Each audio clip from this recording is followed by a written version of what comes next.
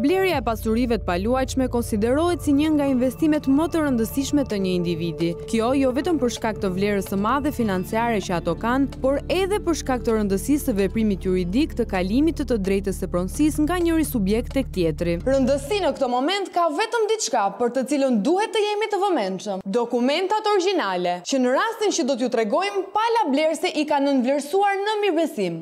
Leksi kom shlihet lokalin me fja ka qenë muni ime një kalamajve si janë rrugave në për Greqi, në Itali, ku s'punojnë. Gjithçka do të niste në vitin 2019, kur Sinan Dheshi dhe bashkëshortja e tij Farie vendosin të blinë dy pasuri të paluajtshme, dyqane, në rrugën Don Bosco në Tiranë, me pronar Ardian dhe Anila Kazaferi. Palët nuk ishin njohje të mëparshme dhe prezantuesi tyre ishte kushuriri i bashkëshortes së Sinanit, që njëkohësisht kishte miqësi me çiftin Kazaferi. Nga Dibra ku merr në Kams. Na blem shtëpinë në Kams, masi blem shtëpinë erdhja disen frangu, ku shani kalamajve, ta kemi një objekt për ta shitun, ta shikoni, mrafshim dakord, ta blem. E shikume, rap në pazar me ta, shkuam, firmosim kë notarja Rezata Koçi, erdhen ato burrë grua, Ardiani me gruat vet, e firmosim, thashun se notares, na e lexo, ja tha s'ka nevojë me lexo se ka disoni. Nga dokumentet si firmosim, i mori notarja, ne i mbajti prap atij, nuk na i dha në dorë. Bjeri dokumentat thashun në dorë, tha desanit dhe t'i biu nese pas nese. Notaren ku ju do firmosni të dokumenta, kush e gjeti? Notaren e gjeti dhe desani, ndërmjetësi. Pra sipas të moshuarit, gjithçka është bërë në mirëbesim, duke qenë se ndërmjetësi është i afërm i familjes.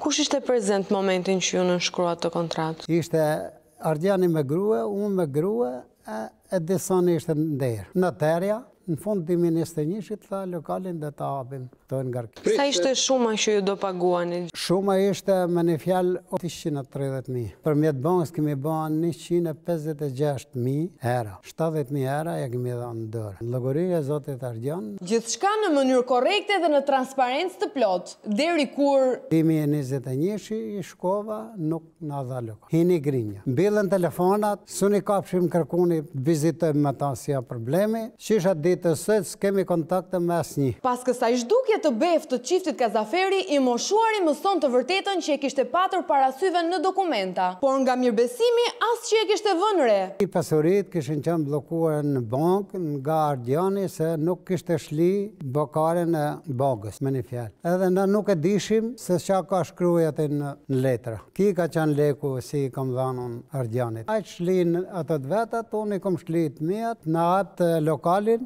Pasurin time si më takon. Ato nuk dalin as telefon. Ose të vinë ballafaqohemi me një vend, bëjmë vizitojmë, si ka qenë problemi, si lokali kanë ngel tani aty, as saj se ka, as unë se kam me letra. Tani le ta sqaroj me detaje skemën e përdorur ndaj të moshuarit. Pasi kishin rënë dakord në lidhje me çmimin e dy pronave, e cila ishte plot 230.000 euro, palët vendosin të lidhin një kontratë premtim shitblerje tek noteri. Më 16 janar 2019, të dyja palët paraqiten pra noteres Rezarta Koçi për të lidhur këtë kontratë. Deri në këtë moment gjithçka duket se është në rregull dhe në përputhje me ligjin. Në fakt, e gjithë loja po luaj në kulisat e një mashtrimi të mirëfillt. Noterja Rezarta Koçi, e cila ndodhet tashmë në burg për një tjetër rast mashtrimi, duhet ju lexonte palëve kontratën që do të firmosin dhe duhet i njihte palët me kushtet e kësaj kontrate. Për më tepër, t'i vinte në dijeni të një fakti tepër të rëndësishëm. Të dyja këto prona ishin kolaterali një kredie bankare dhe si pasojë nuk mund të ishin objekt shitjeje.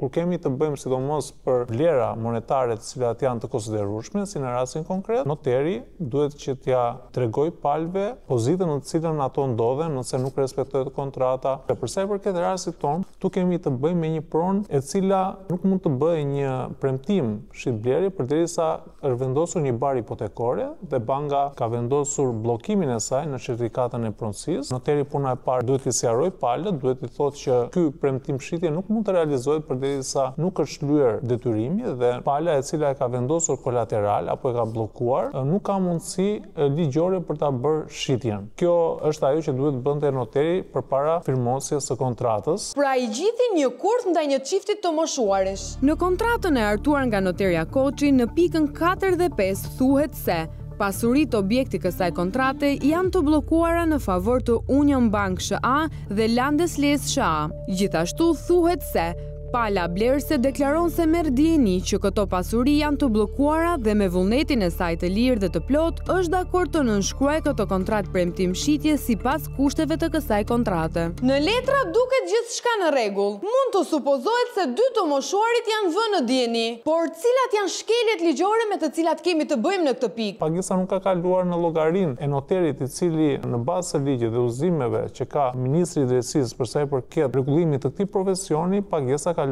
nëpërmjet noterit, pastaj i kalon palëve, gjë që nuk është bërë. Pala nuk legjitimoi që të bënte një premtim të tillë përderisa e kishte me bar nga ana e bankës. Kemi të bëjmë me një shkelje ligjore, noteri është garanti i palëve kur kryhet një veprim juridik. Dhe në këtë rast kemi të bëjmë me një shkelje shumë të madhe dhe jo të paqëllimshme. Me këto të dhëna që ne kemi, tu mund të jemi përpara një bashkëpunimi midis dy palëve, që do të thotë midis noterit dhe palës shitse, të cilët kanë bashkëpunuar për të mashtruar blerësin. Kemi të bëjmë me shpërdorimin e detyrës nga ana e noterit, por kemi të bëjmë edhe me vjedhjen me anë të mashtrimit me pasoja të rënda e kryer në bashkëpunim nga të dy këto palët. Çifti Kazaferi si palë shitëse dhe noteria si bashkëpunëtore. Nuk të çon në një dyshim tjetër përveç se një bashkëpunimi për të mashtruar. Tani le të kthehemi edhe një herë tek rrjedha e historisë. Me 27 maj 2022, të dyja palët nënshkruajnë një deklaratë notariale ku pala shitëse deklaron se shuma prej 230.000 euro është likuiduar totalisht në llogarinë bankare të Ardian Kazaferit nga pala blerëse dhe kontratën përfundimtare të shitblerjes do ta nënshkruanin deri në datën 15 shtator 2022. Kjo kontratë jo vetëm që nuk u lidh kurrë, por ky ishte edhe kontakti i fundit mes dy palëve. I rënë pre e një mashtrimi prej 230.000 euro, Sinani i drejtohet prokurorisë të Tiranës për të bërë kallëzim ndaj personave të përfshirë në këtë skemë, por edhe pse ka kaluar gati një vit pas këtij denoncimi, nga drejtësia nuk është ndërmarrë asnjë hap. Ndërkohë që protagonistët janë të gjithë në fatin e tyre. Noterja në burg për një histori të ngjashme, Ardiani i fshehur diku dhe pa një numër telefoni të deklaruar. Ndaj e vetmja që arritëm të kontaktojmë ishte bashkëshortja e tij. Përshëndetje zona Anila. Avi Mema nga emisioni Piranjat. Në 2019 ju dhe bashkëshorti juaj keni lidhur një kontratë me zotin Sinan Leshi për shitjen e dy pronave pasurit paluajtshme, drejt 230.000 eurove. Zotëria i ka paguar këto para, por ju nuk e keni lidhur kontratën përfundimtare.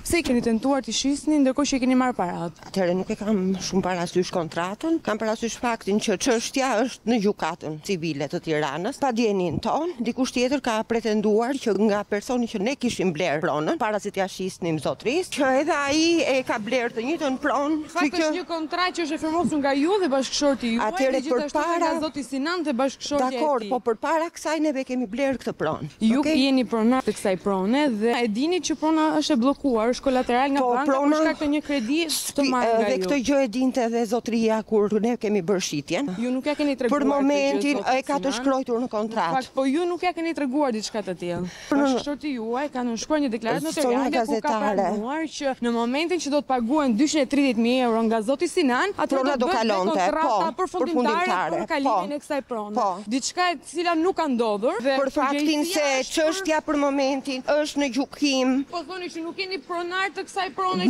Dikush ka ngritur, dikush tjetër ka ngritur pretendimin që janë ata pronar jo neve. Zotërisë. Firmosur si pronar të kësaj prone. Sepse ashtu e dinim, pretendimi është ngritur shumë vite më mbrapa. Po ndërkohë i keni marrë 230.000 euro. Këtë gjë përderisa janë dokumentat është marrë. Përderisa janë nuk e kokër më kokër të gjithë paratë, dhe këto janë paratë të tij, të fëmijëve të tij, të cilët kanë punuar nuk po mohoj këtë gjë.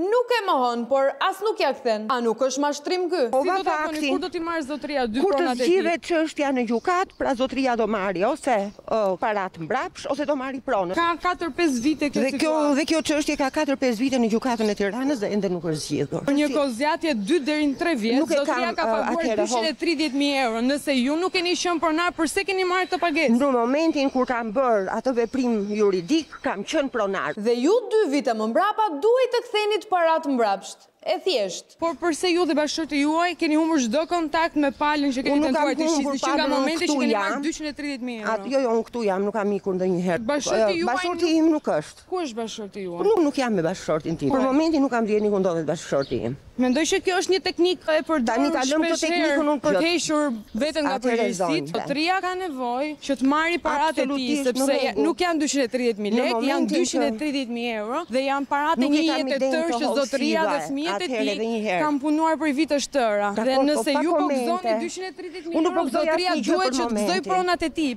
Ju duhet të jepni një zgjidhje zotërisë që për paratë që ai ka paguar, të paktën ai duhet të marrë pronat e tij ose të kthejë lekët mbrapa. Absolutisht, njërin tjetrën do ta marri. Pikërisht, kjo na intereson dhe ne. Mund na jepni një numër kontaktit bashkëshortit tuaj? Komunikoj nëpërmjet të tretëve me bashkëshortin tim. Unë më doja kthej atë zotërisë, por në momentin kur unë nuk i kam të gjitha këto paratë në këto momente, unë doja marr pronari të parë këto paratë që t'ja jap. Nuk është faji zotërisë që ju keni marrë paratë dhe nuk keni t'ja ktheni. Po nuk është në këtë moment as faji. Zonjë, të paktën na jepni një premtim që do bashkëpunoni me zotërinë. Absolutisht që do bashkëpunoj me zotërinë dhe zotëria do marri ose certifikatën e pronës ose paratë mbrapsht. Nuk e mohoj fare. Shpresojmë. Po nëse nuk ndodh, përgjegjësit duhet marrin dënimin e merituar në mënyrë që të lehtësohet sadopak dhimbja e tyre të dëmtuarve, por natyrisht duhet të frenohet për ngjarje të tjera të cilat mund të jenë problematike për qytetarët e tjerë, të cilët mund të bien pre e këtyre mashtruesve. Ndërsa për ne tani nis pjesa më e vështirë. Na duhet të gjejmë Ardianin.